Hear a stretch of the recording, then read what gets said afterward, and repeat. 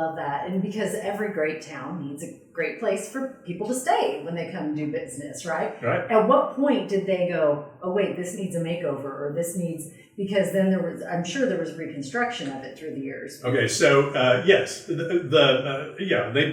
built on, added on. There was a restaurant, there was I think barber shop.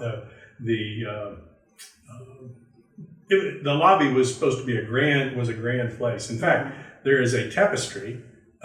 There's a tapestry from the Hotel Scarborough on display currently at the Museum of the Southwest. As we're sitting here, I just learned this the other day. It's been in the Scarborough Foundation office for the last 5 or 6 years. But it's on display temporarily at the Museum of the Southwest. But it was a huge tapestry that was in the lobby of the Scarborough Hotel. Anyway, the hotel stayed there across the street. Now, across the street from what is now the Wyndham, what was the Hotel Scarborough, was another hotel called the Crawford Hotel.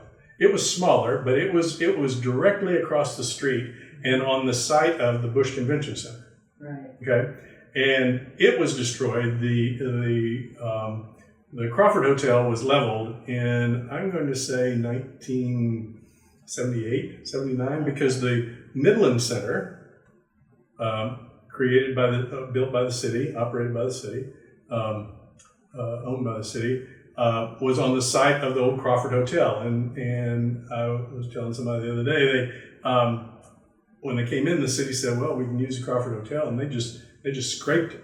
And so they just knocked it down, but they kept the basement. They kept the basement for the and the basement of the Crawford Hotel served as the basement for the Midland Center that was in place.